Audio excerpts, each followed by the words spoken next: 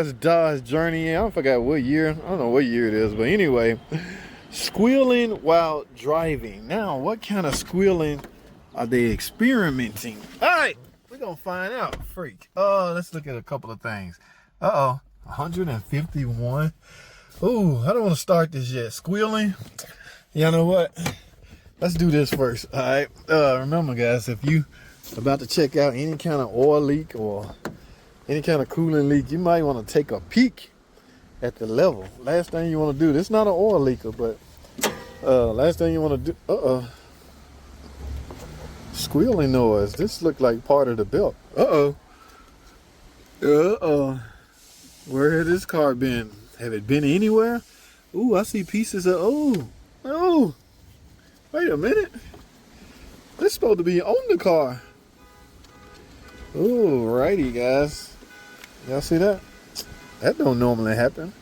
155,000 miles. Ain't no telling what's wrong with this thing. Now, for a belt to just sling off like that, a few of these accessories could be at fault. All right, let's do some hand gestures here. Let's do this tension. I mean, it's loose, but it won't make a. How about this one? It's loose, but it won't make a, about the alternator.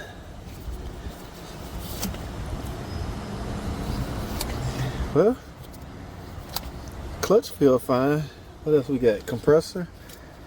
It's hard to do the compressor because there's no power going to the clutch. So the clutch, that very well could be a squeaking noise.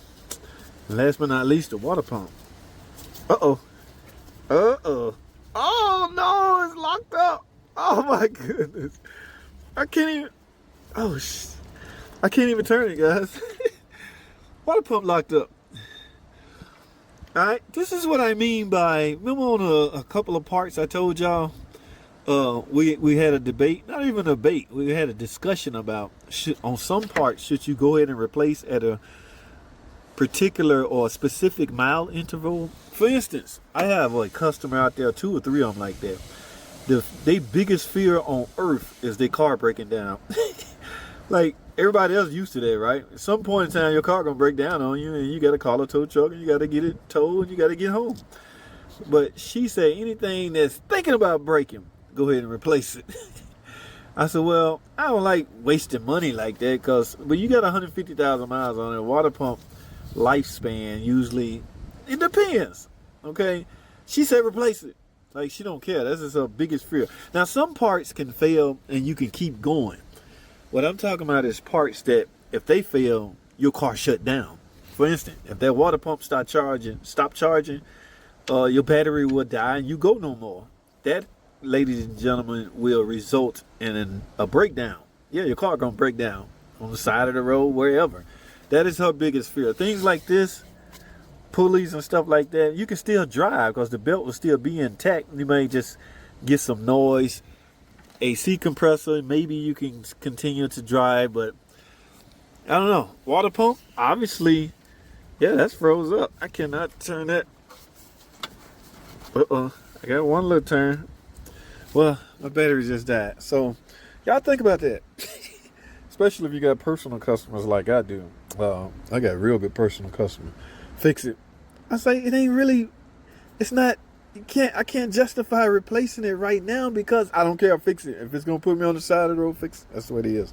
So guys, I'm gonna take this car in the shop. I'm in this video. I'm gonna look it over. We're talking water pump, and always get a thermostat when you do a water pump.